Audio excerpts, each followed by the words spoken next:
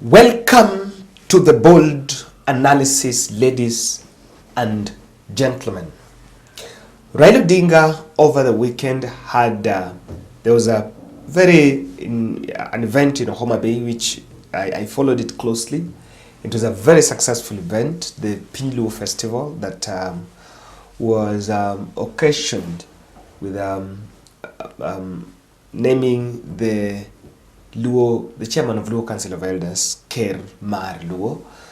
Yeah, and in Homa Bay, and we saw the way people converged from different counties, from the 4 counties of Luo Nyanza, that is Siaya, Homa Bay, Migori, and Kisumu, converged in Homa Bay for crowning of Ker, who is the chairman of the Luo Council of Elders, if I'm not wrong.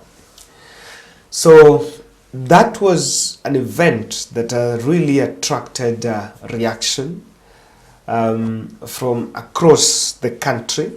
The reception that Raila got there, the questions on and the observations on rejuvenated Luo nation. I've always believed, and this one I will not shy from saying, I don't think it is still very easy to dislodge Raila Odinga at the helm of Luo politics. The Luo leadership, it will take time.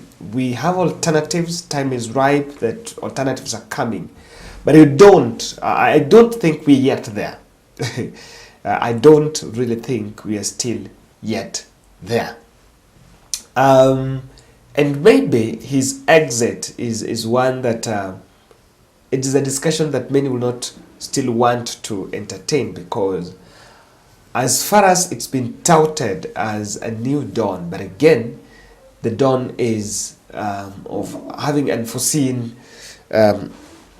outcome. How it will play out is still not yet known. Now, so we saw the opulence, the turnout in that event, and we saw the messaging on the Luo, the call for the Luo unity, and a lot of it, or even that on even the fact that that event was to be, there are calls even about naming the Luo Council of Elders, that there was some faction, and I'm not afraid to say, some UDA faction of that council had gone to court to sort injunction against the event.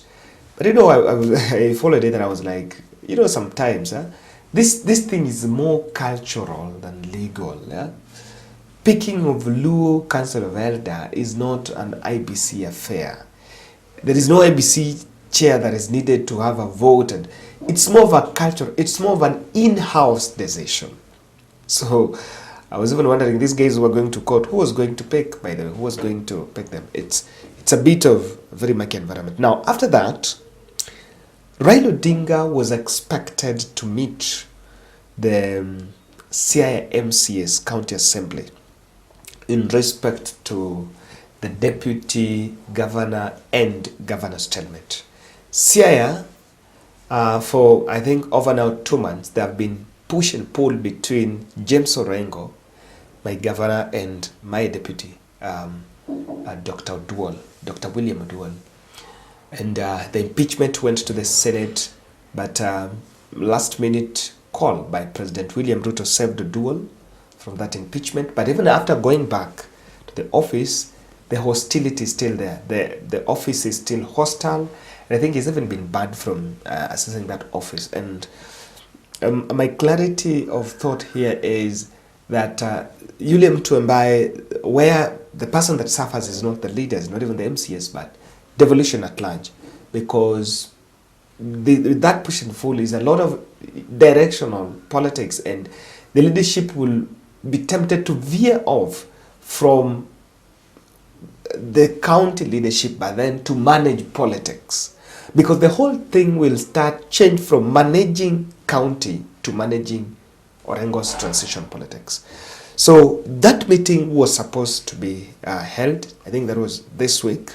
And the report that we've just been getting is that it has been postponed. Now, this is a very clear point, because Raila was being pushed to, there's really demand for him to intervene on this, but that is not going to happen. I want to explain why. Maybe that decision seems to have been arrived. If you followed Kenyan, you realize that DG was not in Homa Bay. He was not in Homa Bay, but all the DGs, the other 3 DGs, the Kisumu, Migori, and Homa Bay were all there. The whole leadership was there. But in Siaya, it is not yet. Now, secondly, Siaya is also the home county of Raila Odinga. An attempt, we've seen attempts in other areas where there were, in Kericho, there were fights between the DG and the governor Mutai.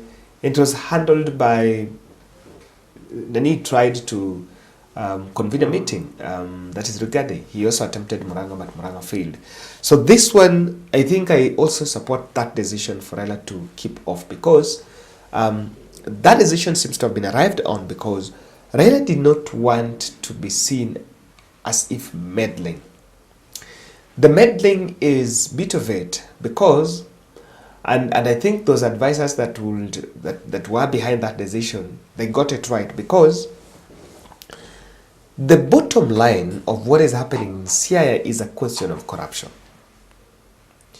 So Oduor raised some heavy queries, misappropriation queries against his boss or against the county leadership.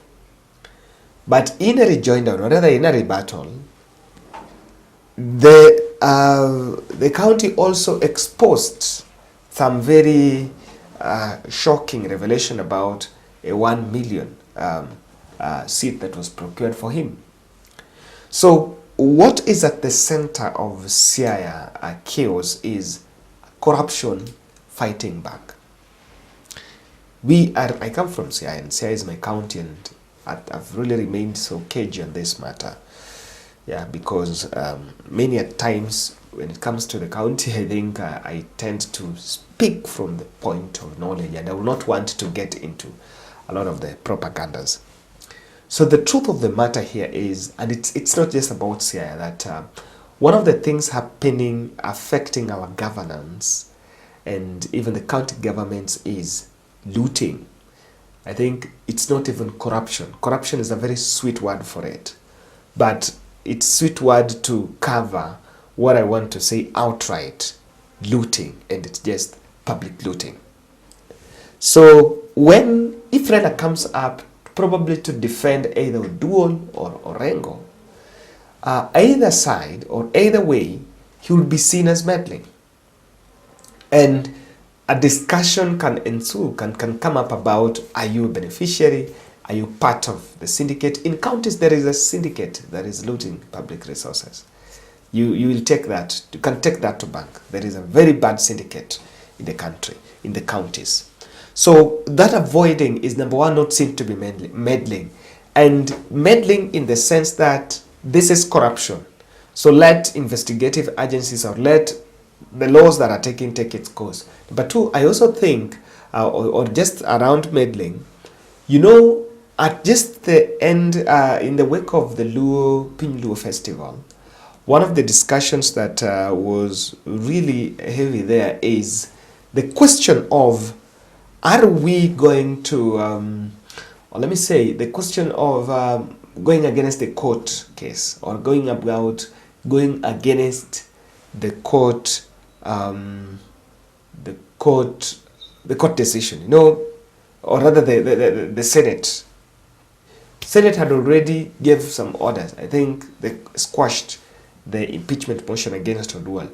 But it went there. But what are other laws saying? So Raila also, because he did it against the other court order on the Luo event, he did not want to do this. Number two, Raila could be vouching for ceasefire. Because sometimes, if there is a battle, and I need to say, if there is a battle that Oduor took, and it was a wrong battle, I normally say in this podcast that sometimes, even in life, you need to know how to choose your battles right. And there are some that are not your battles. They're not yours. And when you come out to fight, when you pick such battles, you lose your position of, you lose the image of being seen as genuine, but being seen as an activist. Yes, you can't be a whistleblower like Oduor, but this is one of the battles that is very difficult, and I need to be very honest here, very challenging, even to Oduor himself, and he knows very well that this was a very difficult one. So maybe the murky waters, he might have also realized that he can vouch for alternative ceasefire and go beyond, just avoid the chest thumping and moving, because at the end of the day, Oduor could be planning to get people's defender card against Orengo in the next election. But Orengo is an incumbent who is having the sphere of power, of influence. At the end of the day, the people might come back and ask, so when you were DG, what did you do? Did you work? Did you fight Orengo?